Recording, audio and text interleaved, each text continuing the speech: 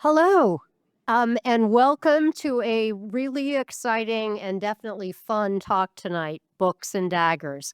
I'm Georgia Bullitt. I'm a representative from the Activities Committee, and very pleased to be here as a guest introducer to the Library Committee.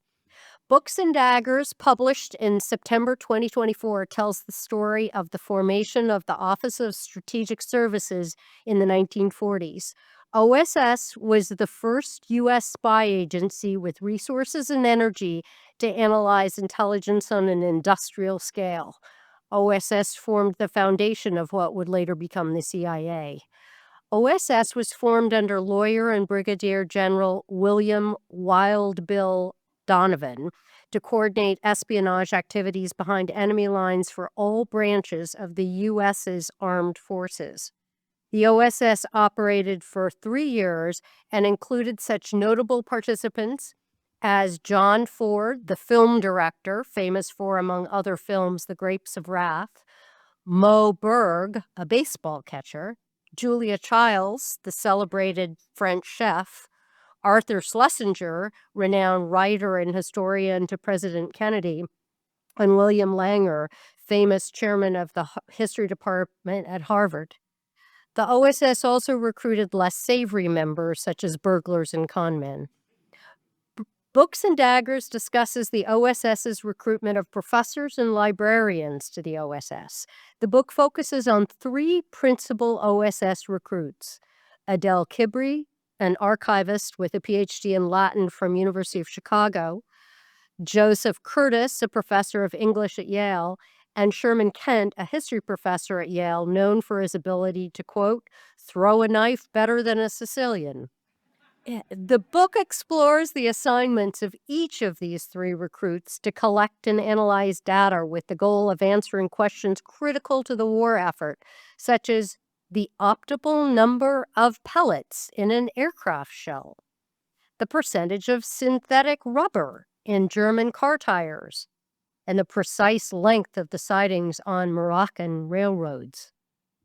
Now, this topic reminds us of the important link between spies and Yale, starting with Revolutionary War spy Nathan Hale, who graduated in 1773 and so famously said, "I regret that I have but one life to lose for my country," and continuing through notable Yale alums such as President George Bush Sr., who headed the CIA, and Richard Bissell, who helped to mastermind the unfortunately failed Bay of Pigs invasion. Yale has historically been an important source of recruits for OSS and the CIA. Will Donovan said, "You can hire a second-story man and make him a better second-story man, but if you hire a lawyer, an investment banker, or a professor, you'll have something else besides." So spying is arguably an important part of the fabric here at the Yale Club. As Jane Austen famously said, "Every person is surrounded by a neighborhood of voluntary spies." We're very lucky to have with us tonight Elyse Graham, a historian and professor at Stony Brook University who received her doctorate from Yale and is the author of Books and Daggers. Elyse is here to tell us about the neighborhood of spies in our Yale libraries and classrooms, among other places of higher learning, both in the past and possibly today as well.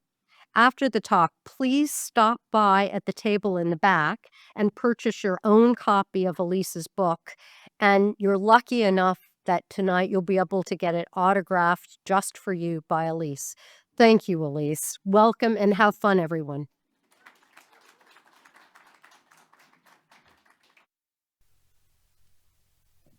Can you guys hear me? Fabulous. Hello. Today I'm here to talk to you about World War II, Yale University, and the true story of how librarians saved the world and invented modern spycraft. The amazing thing about this story is it really did happen. The OSS, the predecessor to today's Central Intelligence Agency, really did recruit the nation's most bookish types to become secret agents in dangerous undercover missions abroad. These were missions that required their knowledge and love of books, just as a fighter pilot's mission requires a knowledge of planes. The book I wrote on the subject follows a small, interconnected group of people, but the OSS recruited hundreds of them, mild-mannered professors and oddball archivists and restless librarians. Because America had no standing intelligence agency at the start of the war and needed to build up an instant bank of expertise on every subject in the library, the OSS simply raided the library for recruits. These bookish types were pulled into the Cloak and Dagger Brigade and trained, in the words of one contemporary, in all the black arts of mystery, deception, and mayhem. Their adventures took them and the saboteurs, swindlers, and human smugglers they thought the covered bazaars of Istanbul, a secretive legation in Stockholm, a salt mine in Austria, a seedy cafe in Marseille, an impossibly posh spy training camp near London, a deception training camp outside of Los Angeles that might as well have been a studio lot, a power plant hidden in the snowy mountains of Norway that the Nazis were using in a scheme to develop a secret weapon. But above all, their adventures took them through the world of books. Now, I am a Princetonian. That's where I got my undergrad education, although I got my PhD at Yale. And so it is with great regret, remorse, jealousy, petulance, and real anger that I have to report that the big players in this historical revolution were Yalies. Yalies won the war. I don't like it. I'll never be allowed back on Princeton's campus again, but it is unfortunately true. All of the major players I'll be talking about today were employed by Yale. They were Yale professors. They were traveling archivists who worked for the Yale Library. They were Yale Library trustees who helped to run a secret intelligence operation in the heart of the university. Very unfortunately, again, I did not have to change this talk to make it feature Yale people. Yale really was that big of a deal to World War II intelligence. Because I knew there would be book lovers here today, I actually brought books to pass around. These books are all from the period of World War II, and they are all meaningful to World War II, especially the period spycraft, because of some aspect of their bookishness. The first example that I'll give is this book, My 3 Years with Eisenhower by Harry Butcher. This was published in 1946, just after the end of the war. At the time, a lot of aspects of the war were still classified, including the code names of the big military operations. So, Operation Fortitude, for instance, a deception operation that disguised the preparations for the D-Day landings by making it look like the Allies wanted to land in Norway, not France. That code name was still classified. Nobody was supposed to know what it was. Nobody was supposed to know about the Fortitude operation either. Some of these secrets remained classified for decades. Now, the first lesson about spycraft that I want to teach you is, secrets aren't secure. If you have assets or information that you want to hide from others, you should try as much as possible to keep whatever system you use to hide those assets from depending on secrets, like code names or passwords, because people are terrible at keeping secrets, which is demonstrated by this book. It was written by a former aide of General Dwight Eisenhower who knew all about Fortitude, and before it was published, U.S. intelligence went through it and cut out every reference to Fortitude. But they forgot to check the book's index.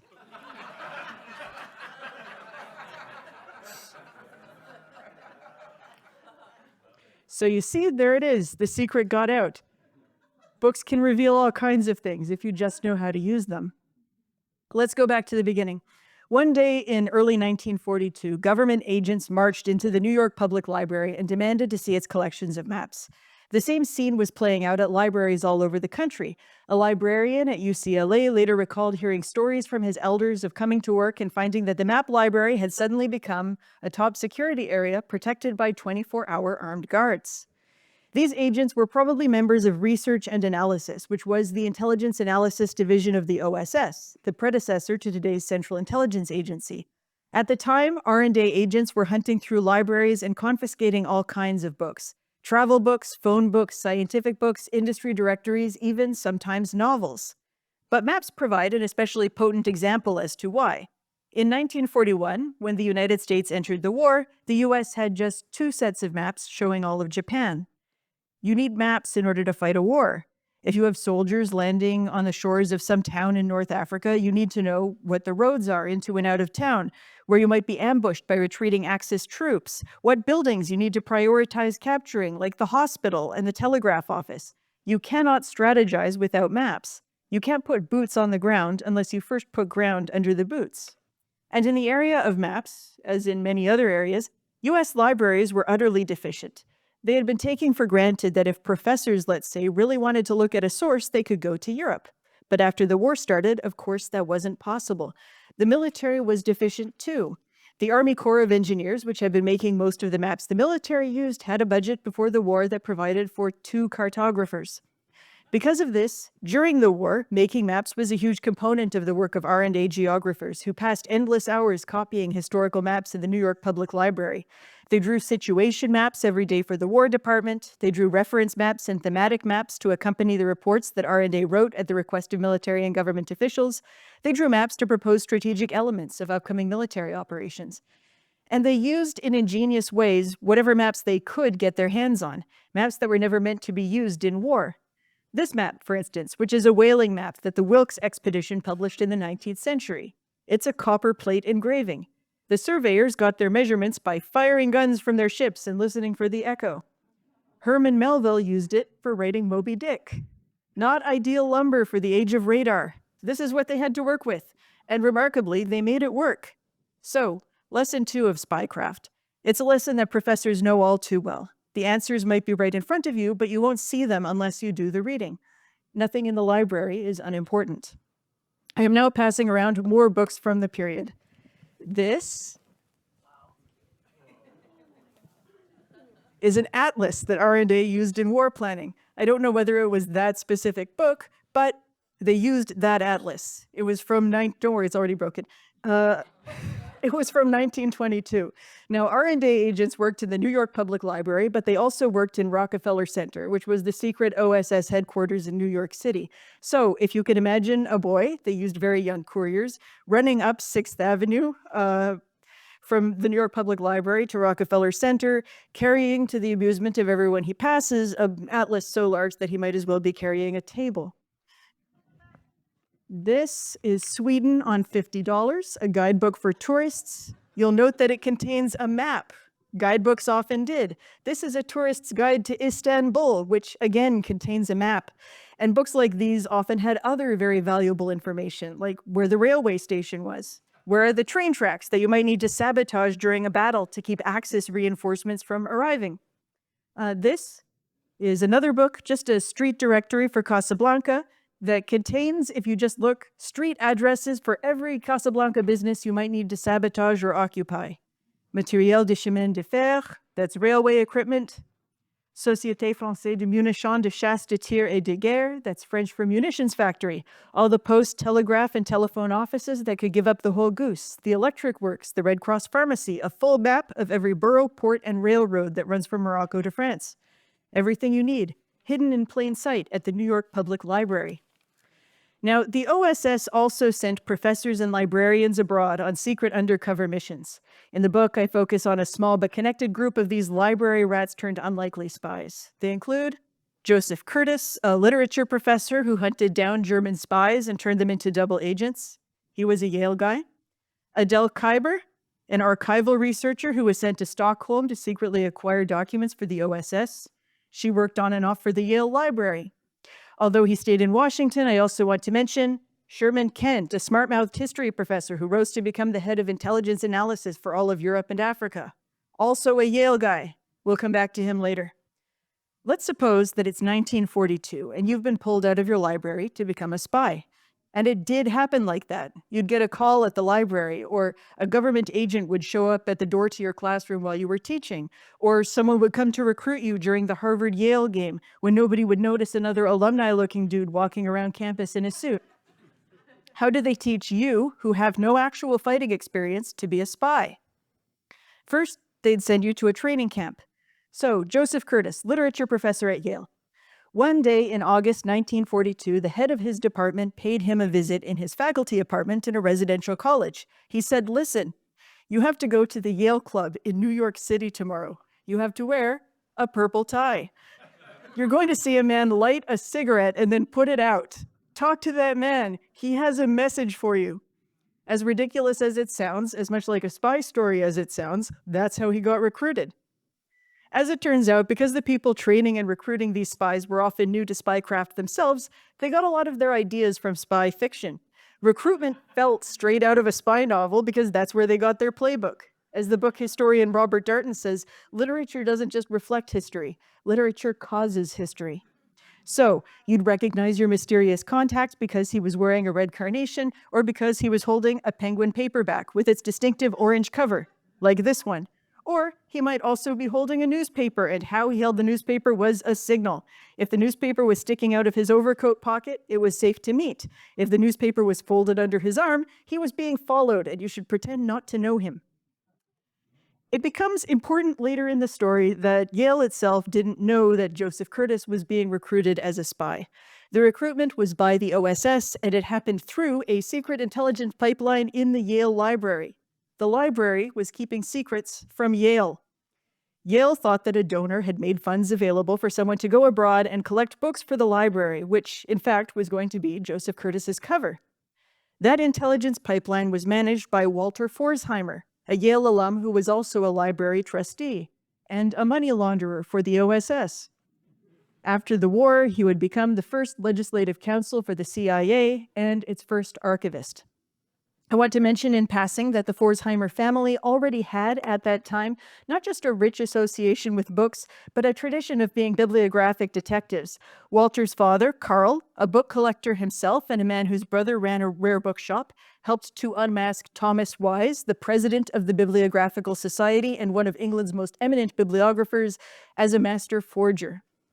That story has a lot of twists and turns and unfortunately doesn't fit here, but we may say that the taste for intrigue was clearly passed down to his son, and that, as one chronicler of the event writes, the disease of bibliomania is often attended by moral complications, which is actually very helpful if you want to train bibliophiles to become spies. After you joined the OSS, you'd be sent to a spy training camp. The English had spy training schools that were incredibly posh. They were in country manners and had housemasters and servants and such. The Americans had camps with tents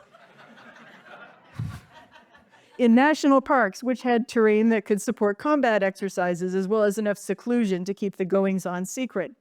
Some Americans trained at the English spy schools, and there was, as you can imagine, a lot of culture clash.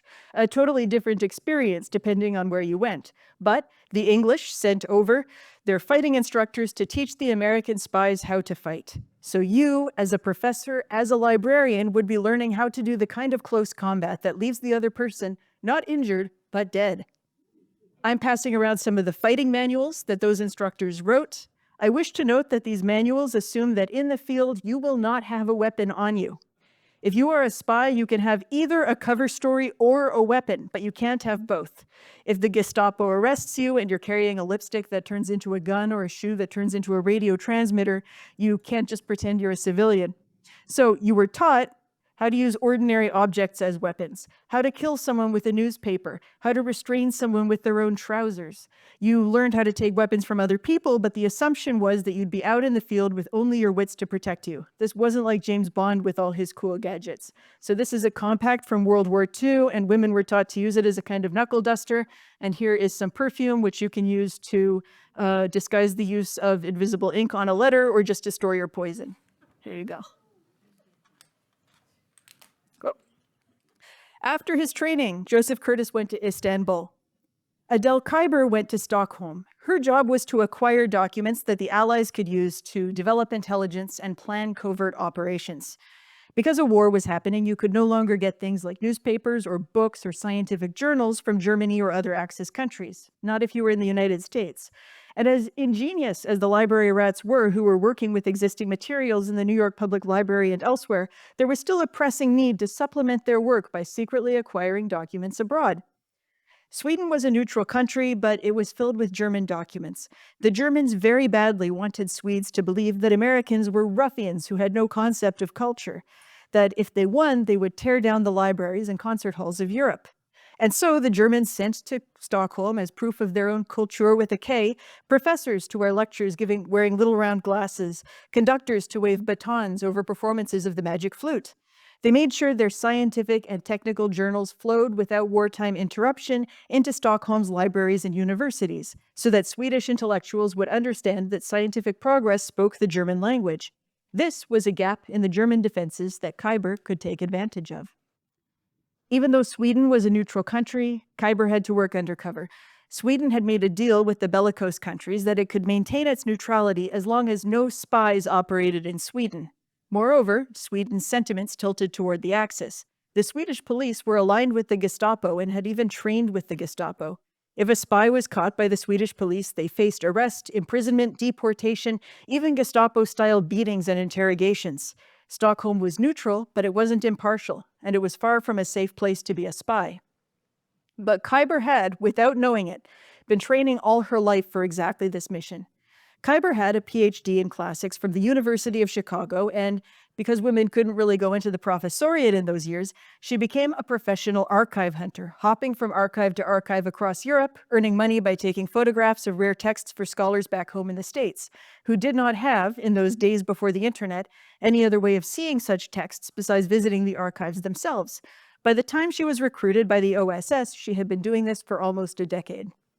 Kibre's cover in Stockholm was that she was looking for books to add to the collections of the Library of Congress. Normal books, literary books, nothing to do with spycraft.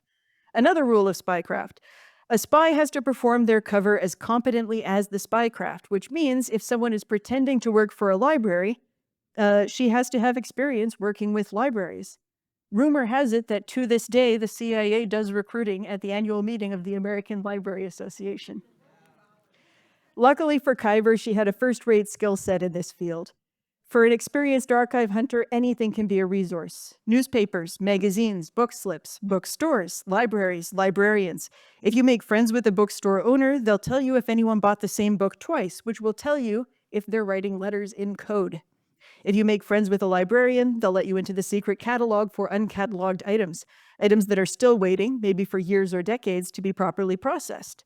If you make friends with the editor of an academic journal, they can show you the articles they haven't yet published. That's called gray literature. And the articles they haven't read yet. That's called the slush pile. Kibre acquired and secretly sent home on microfilm all kinds of documents that she should not have gotten access to. Industry directories, trade magazines, railway schedules, German newspapers, atlases, maps, technical journals, German newsletters that were on a restricted list and only went to certain vetted subscribers, underground resistance literature, privately printed books, books that had been printed by underground presses, and books that the German government had designated secret books and pulled from circulation, current newspapers as well as back copies dating to 1940, publications on subjects like aeronautics, banking, bibliography, electronics, governance, finance, international relations, labor law, legislation, metallurgy, mining, politics, regulations, shipbuilding, statistics, synthetic petroleum, and scientific publications of every description. Here, I'll just leave that there. Here is one of those industry directories. It's a Berlin industry directory from 1942. If you're asking what's the use of a Berlin industry directory, it was used to find the addresses of factories that produced ball bearings. And if you're asking why did they need the addresses of factories that produced ball bearings were used to manufacture fighter planes and tanks and gun carriages and all the moving parts of Hitler's war machine. If you bomb a factory that makes fighter planes, you've only disabled a factory that makes fighter planes. But if you bomb a factory that makes ball bearings, you've disabled all the factories that use ball bearings to make other things, including the factory that makes fighter planes. Here are literally some ball bearings from the war. I would not give you inferior ball bearings. These are World War II ball bearings. I'm not kidding when I say that a whole subplot of World War II consisted of trying to get control of ball bearings. Kibre was a rare and extraordinary talent. She was the most productive document acquisitions agent of the war. And when you ask, how did she get so good at this? I'd like you to consider that libraries are not only places to reveal information, not only places to store information, they are places to hide information. For example, in the 18th century, a historian named Edmund Malone was writing a biography of Shakespeare, and he writes the whole biography, and then he finds in the library this dusty old diary by an Elizabethan playwright named Philip Henslowe, and he learned that in Shakespeare's time, the world of playwriting was very different from how he thought it was. It was too late to change the biography, the book was about to come out, so he didn't pull the book from revisions, and he didn't return the diary to the library. It was returned after his death. I can give other examples. There's a university in Cambridge, Massachusetts, where the faculty of the English department take turns going into the library and reshelving a novel that contains juicy gossip about the English department so nobody can find it. Or again, At the National Archives, the catalog for the OSS records was made with the help of OSS veterans. This was a good service to history, but they often cataloged the names of men and not the names of women, which means that women's papers are in the archives, but their names aren't findable in the catalog. And bear in mind, women were about a third of the OSS.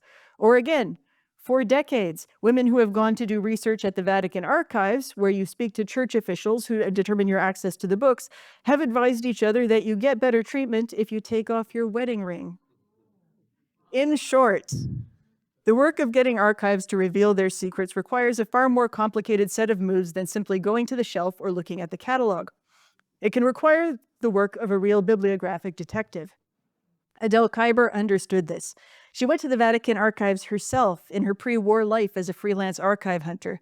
In 1940, when she asked to see an especially rare manuscript in the Vatican archives, an attendant was horrified, in the words of a contemporary account. He explained that only a certain cardinal could grant such permission.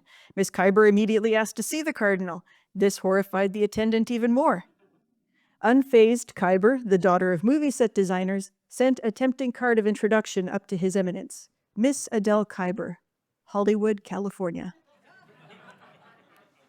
A minute later, the attendant came down looking abashed. The cardinal had sent for her, saying, "So, you are from Hollywood. Come, let's talk." She amused the cardinal with an hour and a half of gossip about studio intrigue, and then she got the blessing that she needed to see the manuscript. We'll move now to Joseph Curtis, but the last thing that I want to mention about Kibre is that she was working a lot of different people and crafting a different persona for each. She went around to the library for Sweden's Royal Institute for Technology, the Karolinska Institute Bibliotek, the oldest library in Stockholm, which held all manner of medical journals as well as a marvelous archive of rare books, the library for the Royal Veterinary College of Sweden, which had the medical books that the Karolinska Institute didn't, a civil statistics office, and all kinds of local libraries, because you never know when a book will wash up on the hidden shore of some neighborhood library nobody bothered to check. She made friends with librarians, which is evident from the huge numbers of books she started to send back, in microfilm, to the OSS with the notation confidentially borrowed. She made friends with rare book dealers. I'm going to hand out some catalogs from the period by those dealers, and convince the ones who were on the side of the Germans that she was on the side of the Germans too. She made contacts with the Norwegian underground. She was rumored to have slipped into occupied France on a fishing boat. A real example of how little daylight there is between a good library rat and a good spy. Okay, Joseph Curtis. He taught literature at Yale. He was very much a hothouse flower. He was born and died in the same house, which you can only do if you're very poor or very wealthy. He was very wealthy. He went to Yale for undergrad, then for grad school, then became a professor there, which is something you guys do. Had a very genteel, very cozy, very safe little life of letters. And then he was pulled out of that life, trained as a spy, and thrown into wartime Istanbul. Turkey, like Sweden, was neutral territory, although each country sustained neutrality in the war by following opposite policies on espionage. The Swedish government asked the warring countries how Sweden could stay out of the war, and the reply was that Sweden could remain neutral if it let nobody's spies operate in its territory. The Turkish government asked the warring countries how Turkey could stay out of the war, and the reply was that Turkey could remain neutral if it let everybody's spies operate in its territory. Turkey agreed. So, although spies were running around in both countries, the spies in Stockholm had to work totally underground, whereas Istanbul was a world where everyone was presumed to be a spy. 17 different spy agencies operated in Istanbul. Their agents often sat at adjoining restaurant tables, trying to eavesdrop on each other's conversation, while the waiter eavesdropped on them both.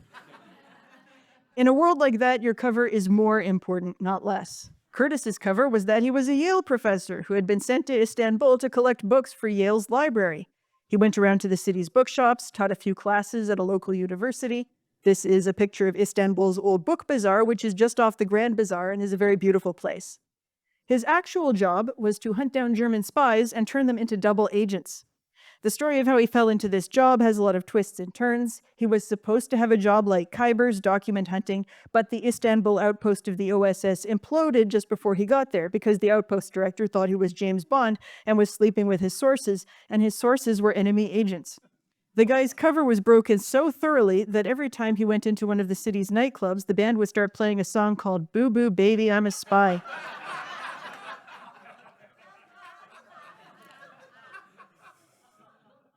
It was an unmitigated disaster, and the guy didn't even see why it was an unmitigated disaster.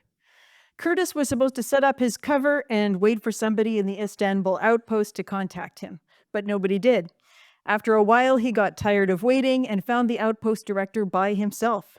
By that point, the OSS brass had discovered how badly the outpost was leaking and was hauling most of the agents involved home by the scruff of their necks. The director, Lanning McFarland, was holding on to his own position by his fingernails. Anyway, McFarland, perhaps realizing he was dealing with a motivated detective, or perhaps deciding to cover his embarrassment at being found by dumping on the finder a huge task that was sure to embarrass him, or maybe just understaffed and desperate, responded to Curtis's sudden appearance by giving him surprising new orders. Curtis was told to build a local chapter of the X2 counter-espionage section of the OSS to replace the group of agents who were just fired. How? Just do it. You'll figure it out. X2 stands for double cross. It's a very important branch of spycraft. You want, as far as possible, not to destroy the enemy's spy networks, but to keep them in place and turn them so they'll work for you. And Curtis, totally unexpectedly, turned out to be very good at this. There's a lot of intrigue and backstabbing in academia, but this was something else altogether. His greatest moment came during the lead up to the Normandy invasion. At that time, the Allies were engaged in what you could call a ghost war. They were using every trick possible to confuse the Nazis as to where and when the invasion would be. Hollywood got involved, building whole decoy battalions and sending actors out to pretend to be soldiers and generals. From London to Marseille to Istanbul to Stockholm, spies burned their covers, worked up dazzling distractions, told more extravagant lies than they'd ever dared, sent false information through double agents.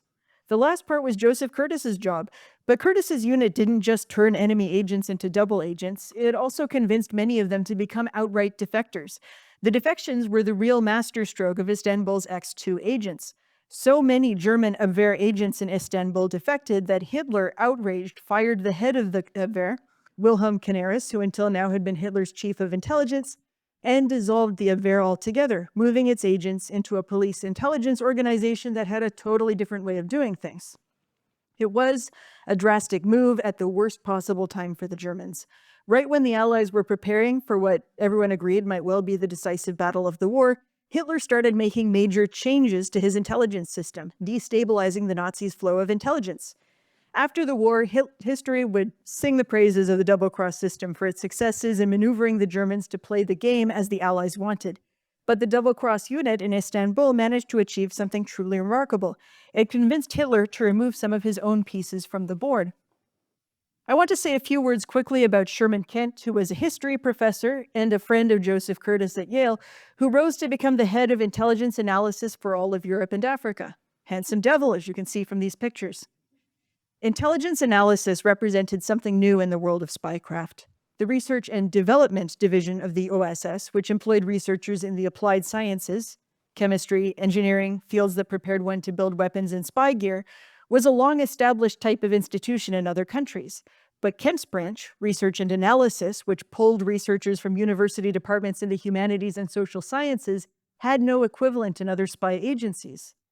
These were the people who were working in the New York Public Library, in the basement of the Library of Congress. The OSS used to lock analysts in the basement of the Library of Congress for a week at a time. In temporary plywood buildings all over Washington. The historians, philologists, psychologists, economists, and other humanists of our day permanently changed the world of spycraft. They proved that, in Sherman Kent's words, well-trained scholars could find out 90% of what an intelligence agency needs to know without even looking at secret sources. You just have to know how to do the reading. Sherman Kent was actually the perfect man for his job because his job entailed, in part, trying to convince the military to listen to what those tweedy professors were saying. And Kent, although he was himself a tweed-wearing professor, really should have been a drill sergeant. He was brilliant, but he was always looking for a fight. When he was teaching, he would throw chalk past the heads of his students. They don't let us do that anymore. And after he went to a spy training camp and learned to throw daggers, he became so good at it that for the rest of his career, he was famous for being able to, quote, throw a knife better than a Sicilian. He was also a man of superb and outrageous profanity, and he could talk to generals in their own language. All the work of the professors and librarians would have been nothing if he hadn't been their spokesman. After the war, Kent left academia and became the head of intelligence analysis for a new agency called the CIA. He wanted to prove to his colleagues that, as I said, well-trained scholars can find out 90% of what an intelligence agency needs to know. So he asked a group of Yale historians to spend the summer in Yale's library reading through publicly available documents and working out, using those documents alone, a set of closely guarded military secrets. They succeeded at the task. The report they produced got leaked to Congress, which panicked because they thought that Yale professors were finding out military secrets for the Russians, and everybody got in a lot of trouble. An official from the CIA presented himself at the Yale Library and attempted to confiscate the library's entire contents. The librarians managed to convince him to take only the papers of the historians involved. It was a very silly episode, but Kent did prove he was right. By the way, I told you that it was important to Joseph Curtis's story that only Yale's library, not Yale, knew he was a spy. The reason this was important is that when Curtis returned to Yale after the war and went up for tenure, he almost didn't get it because he hadn't published anything. Yale was like, why weren't you doing research when you were in Istanbul? The CIA had to call Yale's president and be like, we can't tell you what he did in the war, but you have to give him tenure. So he got tenure in the end and led a very happy career teaching literature. Okay, World War II changed the world in a lot of ways. It also changed the world of books. If you pick up a book that was published during World War II, the first thing you're likely to notice is that it feels very light, like a hollow prop, not as heavy as you'd expect a book of its size to be. The war created a paper shortage that forced American publishers to change the paper they were using to a much thinner, lighter stock. The situation was far worse in Europe. Public debates arose in Britain about whether the government should start ransacking the nation's archives for paper. So I'm passing around one of those books right now. You'll notice how light it is, and you can see right at the front a little announcement explaining why. Government wartime restrictions on materials have made it essential that the amount of paper used in each book be reduced to a minimum, etc., etc. Here's another book, also printed on very light stock. This is an Armed Services edition of The Great Gatsby by F. Scott Fitzgerald. This book is worth $1,500, giving you the high-quality stuff. The books in this series were selected by the Council of Books on Wartime and distributed to the troops. I know that you guys have heard a talk on this subject by the wonderful Molly Guptill. I'll also pass around another Armed Services edition, which is a book of magic tricks. The Great Gatsby wouldn't be The Great Gatsby if not for World War II. Fitzgerald, at the time, was in what the kids would call his flop era.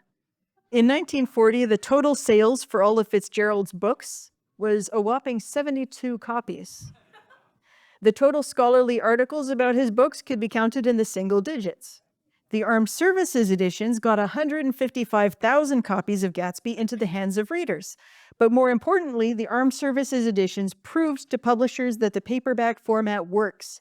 After the war, Gatsby was reissued in all kinds of paperback imprints, and readers realized what a classic it was. Without paperbacks, there is no Gatsby. It's just not in the canon. The fate of literature is inextricable from the fate of books. That's not in the spy book, I just think it's cool. Here is something in the spy book. This is the last, and in some ways the most successful, intelligence operation of the war. In early 1945, when a small and very secretive group of people knew the atomic bomb would be ready to drop before the year was out, Vannevar Bush, the head of an agency in charge of coordinating war research in U.S. universities, summoned a Princeton professor named Henry DeWolf Smythe to a meeting in Washington. Bush asked Smythe, whose specialty was physics and who served as an advisor to the Manhattan Project, to write an account of the atom bomb, how it worked, how it was built, that could be given to the general public. This is that account. It's titled A General Account of the Development of Methods of Using Atomic Energy for Military Purposes Under the Auspices of the United States Government, 1940 to 1945, and it was ready to go when atom bombs destroyed Hiroshima and Nagasaki in August 1945. It was an immediate bestseller. Just for your amusement, this is the other book that was at the top of the bestseller lists in the fall of 1945. You can probably guess from looking at the cover what it was that made this book so appealing to the reading public. The reason the government asked Smythe to write his book was this. They knew that once the atom bomb was known to the world, the public would clamor for the story behind the weapon. And someone, a reporter or a scientist who hadn't signed secrecy documents would provide it unless the government told the story first. Smyth's book controlled the narrative. It was written to shape people's ideas of the atom bomb in such a way that the other countries would find it harder to build one. Now, specifically, what the book did was it told a story about physicists, and almost solely about physicists. It told the Oppenheimer story that you've seen in the movies. The government knew that the physics of building an atomic bomb was the easiest part to figure out from basic principles, and also, from a certain perspective, the least important part. Far more important, at least for solving the problem of how to make the thing work, were the heroic labors of chemists, engineers, and technicians in Chicago and Los Alamos who then had their contributions swept from history. Today, a popular term for World War II is the Physicists' War, which just goes to show what a triumph this operation was. It was a misinformation coup so successful that it still utterly dominates the way we think about the atomic bomb today. After the war, physics departments found themselves the beneficiaries of soaring enrollments, a flood tide of government funding, and the kind of attention normally afforded to Hollywood stars. After all, everyone knew that the war was, at bottom, a triumph of physicists. What I want to remind you, though, and this is my last lesson of spycraft, is that in matters worthy of great intelligence security, what everyone knows merits a little healthy skepticism. Like I told you earlier, secrets aren't secure. A better way to protect an asset than to just keep it secret is to spread misinformation. So, what I've been arguing to you is that this wasn't just the physicists' war. This was the historians' war, the book collectors' war, the artists' war. It was the professors' war. The war was fought on battlefields, but it was won in libraries. The librarians and professors that I've been talking about, and the intelligence analysis that emerged as a product of their work, represented something new in the world of spycraft. The United States invented intelligence analysis during World War II because it didn't have a standing intelligence agency and had to turn its disadvantage into an advantage by inventing something new. So it invented the concept of those men and women, book boffins who were grabbed right out of libraries and universities, sitting in the basement of the Library of Congress and working on problems that might seem, at first glance, laughably trivial. What's the best number of pellets to put in an anti-aircraft shell? What parts of a plane are worth reinforcing with extra armor? What percentage of rubber in German tank tires is synthetic? But here's the thing. The answers to those questions changed the course of the war. Those men and women showed that working on supposedly small problems can yield big results. The thing about world-changing discoveries is they don't always come in world-shaking forms. So you learn in the book about how they did their sideways thinking and how they pulled their intelligence out of incredibly unlikely sources in the library.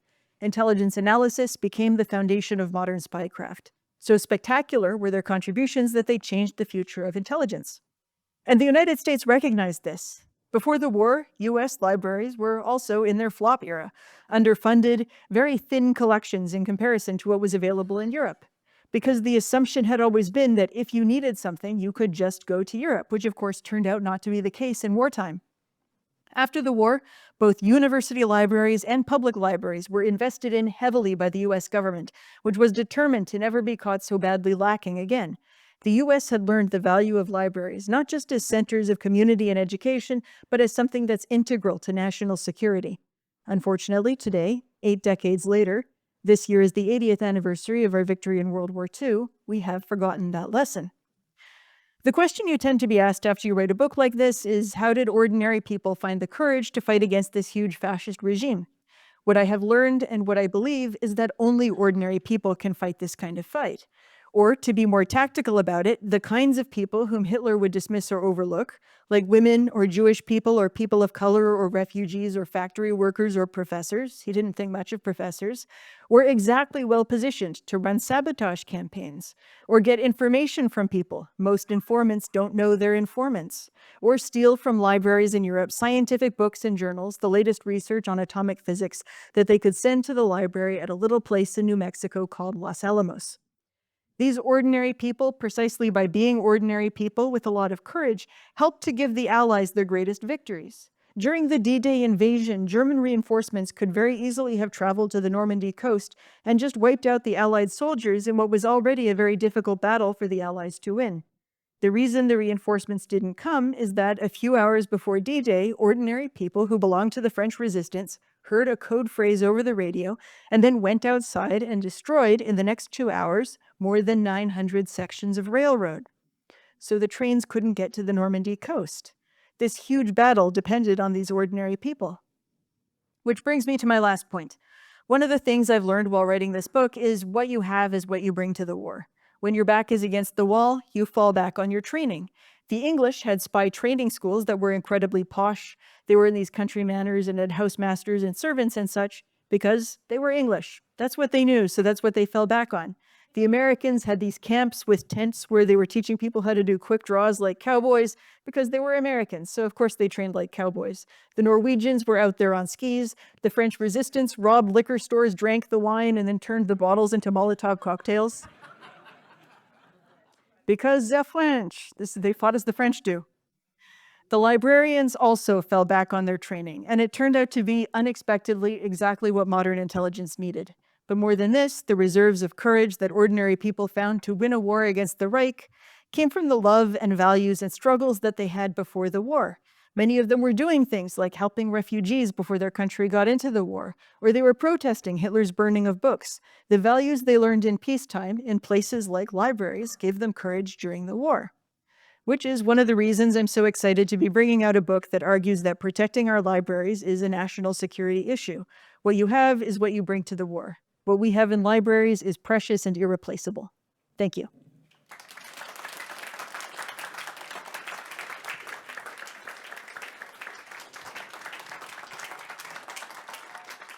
So we're going to take questions. So if anybody has a question, Peter, I'll start with you and then I'll go to Tal. Thank you for an amazing presentation. Can't wait to read the book. How did you get into this? What crumbs did you follow that led you to think of writing this and to doing all the research? It's a great question. I'm passing around a few more books also, just so that you know. This is Brooks Brothers' Gifts for Men in the Service. This is Pick Up on Noon Street. It would take a long explanation, but information theory came out of this book. This is How to Survive on Land and Sea, written by Yale anthropologists who taught you how to survive if your plane went down anywhere in the world. And this is just a book on the war in North Africa, published internally during the war. Okay, I've been writing about universities for a long time, and I became curious about why in the 1950s and 1960s so many recruits to the CIA were coming from departments of literature and history. It turned out that literally all of their professors had been spies during World War II. So that sounded like an interesting story, and to be honest, it only got more interesting the further I got into it. And what courses do you teach? I teach a lot of different courses, but I'm in a field called the digital humanities, and I also teach something called the history of the book. And this book is very much in the latter field, not the former one. As someone who teaches programming, among other things, I admire the humanities very much. And I think that overlooking it for the sake of computer science is mistaken, wrong-headed. I think we can love both of those things.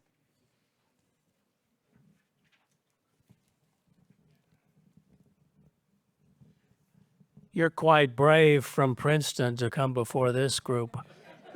People of my generation, class of 67 at Yale, are steeped in the history of Yale and the CIA, the Good Shepherd movie, and Robin Winks, and things like that. And you did an amazing job of getting into the weeds. Thank you very much. Robin Winks's papers are at Yale. I looked at them among other things. Of course. But you do a great job in your book, and all the training and all. But what's the lesson for today in terms of what all of this has transpired before? I do think that protecting our libraries is a national security issue. In the age of the internet and the age of the internet and all that. I mean, I would also caution, look, I love computer science as much as anybody, I promise. But one of the things that the humanities does is it teaches us how to deal with, for example, data that is messy, data that has holes in it, data that is uncertain. A war is not a controlled experiment. A war doesn't have perfect information. And one of the reasons that those recruits to the CIA from departments of literature and history proved to be so effective was training that they had received in departments of literature and history. Well, are they getting that training today with the internet and what Mark Zuckerberg has told us about how to control or not control the internet? That's an interesting question. I'm still keeping track of changes in Facebook, so I don't have any opinions on them right now. But I will note that in the age of the internet, people accidentally give away national security secrets all of the time, often by posting a picture to Instagram that they haven't thought to clean properly. So, the fundamentals of spycraft remain the same, that it's the intelligent person, not the gadget, that wins the game. That often you have to be on the ground with just your wits and not with technology. And just fundamentals like secrets aren't secure, or informants usually don't know their informants. I mean, the advice that was given in these books back in the day, how do you ask questions without people noticing that you're someone who's asking questions? Well, the best way to do it is to say something incorrect in a very confident way, and then people will correct you, especially if you're a woman. The books also explicitly said that if you're a woman and you act stupid in order to elicit information from people, women will know you're lying, but men won't. That was in the manuals. And you know what? I think it would still work today. Thank you so much for that incredibly interesting talk. I've been interested in the OSS for a long time, in part because both of my late in-laws were in the OSS and had code names and married. They met. One was did translations for the Allies, and the other one trained faux Nazis to be dropped into Dutch fields, that kind of thing. But I wonder, you talk so much, and there's so much discussion about recruitment of people for the OSS. I wonder about volunteerism. How many people came forward and said, I'd like to help, but then were deemed unqualified or were deemed qualified? That's a challenging question. I mean, it's usually better to...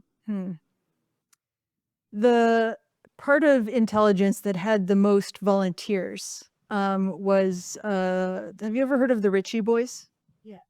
All right, so there was a spy training camp called Camp Ritchie. And by the way, Brooks Brothers is in this building. The tailor for Brooks Brothers at the time worked at Camp Ritchie. So you also have a spy connection there. But these were refugees who came over from occupied countries. Many of them were Jewish. They came over, they said, I'm going right back to Europe, this time with an army behind me.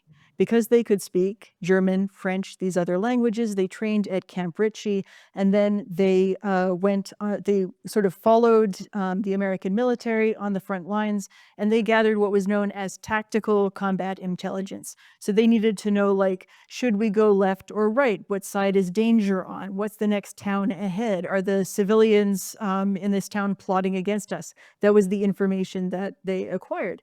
Many of them also came back and became professors after the war, although they were about a generation younger. They were the age of students, not professors.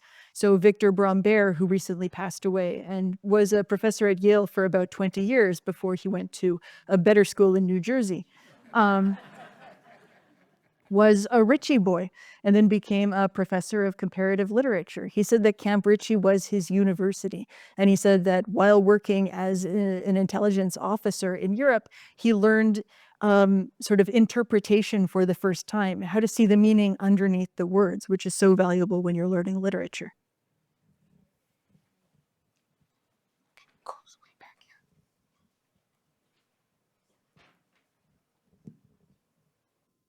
Hi, yeah, thank you so much for this really incredibly informative talk. I was just a bit more curious about the scope of this.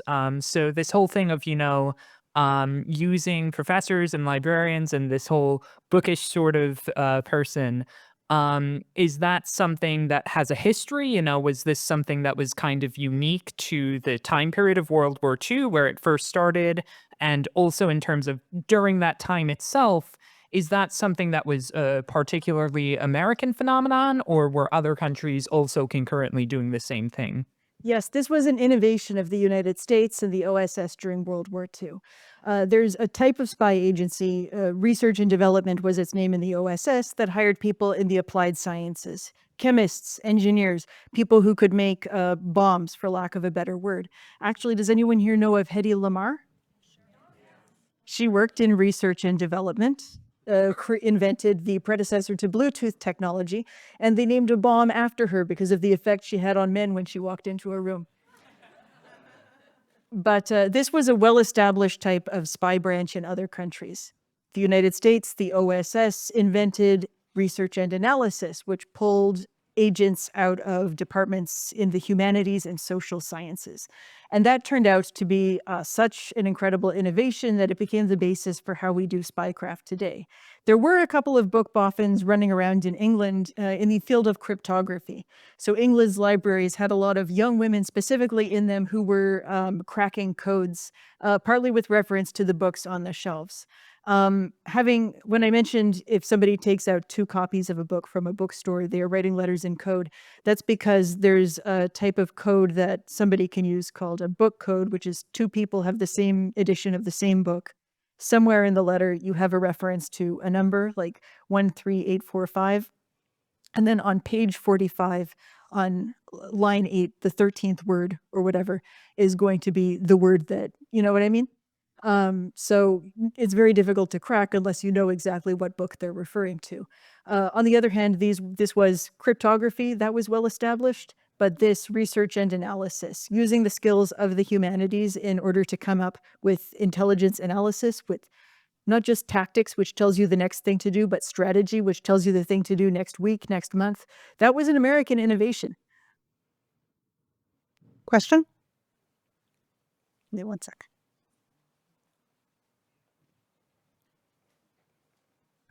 Thank you. So I think maybe you have an opinion based on your work in digital, whatever, as well, about the CIA today and the relative merits of human intelligence versus signal intelligence.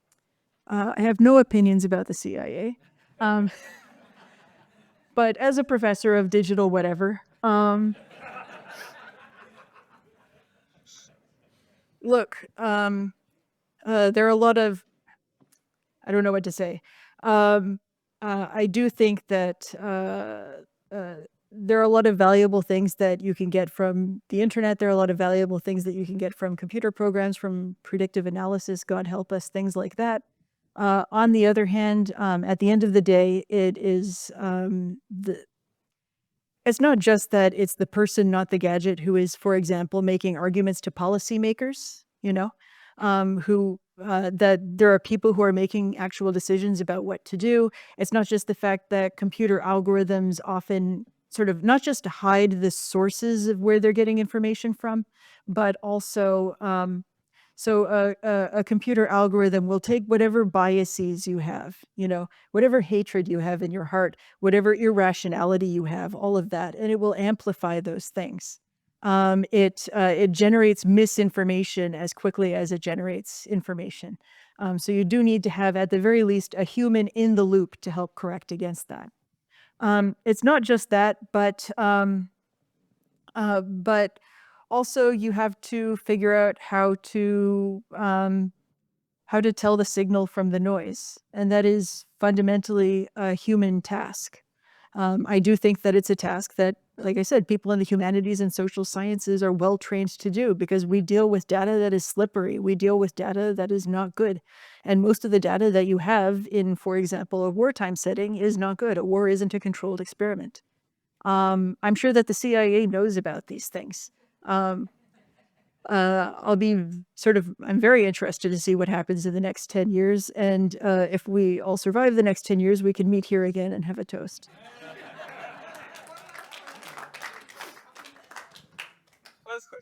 Thank you very much. What do you think is Alan Dulles' role with the OSS and things that he did or didn't do? Are you familiar with any of his activities that you want to? Yeah, he's obviously an incredibly important figure in the history of the CIA. He did have a group called the Princeton group, who he would meet with maybe once a year in order to determine sort of, big picture ideas for the CIA. I'm just pointing this out, They would create the blue books of intelligence. Alan Dulles was an old-fashioned spy master. I think that he did a good job and that he was the right person for his time. Did the CIA get into lots of misadventures? Yes, absolutely. The CIA does nothing but get into misadventures. Yeah, I don't have much to say beyond that. One more, and then we're going to be done. First, thank you very much for an amazing talk. I look forward to reading the book. So it's not a question, but just a final comment that the greatest nod, perhaps, that the CIA gave to Yale is The its motto, statue. which Okay. is for God and country. Obviously, an incomplete motto. Yes, I thought you were going to mention the statue of Nathan Hale that is on the CIA campus. You guys were going to rub that in my face. But yes, there is a statue of Nathan Hale there, hands bound, staring out into posterity, all of that. And of course, CIA's buildings, the headquarters is called the campus, I think specifically as a reference to Yale. Well, thank you so much, Elyse. As Georgia mentioned, Elyse, we have books for sale in the back, and Elyse can sign those. Just want to remind you a few things. Elyse mentioned that Molly Manning, we had her in the fall to talk about the Armed Services editions. She'll actually be back with us next fall to talk about the U.S. Army librarian who made all of that possible and who was himself a bit of a dropped-in spy in various places. So kind of interesting to look at. Next month for Happy Hour for the Mind, we're going to be doing Analog City, the history of New York before the computer age. So how did we actually function in this city before computers took over? So thank you guys for coming to Happy Hour for the Mind. Please stay to get your book signed.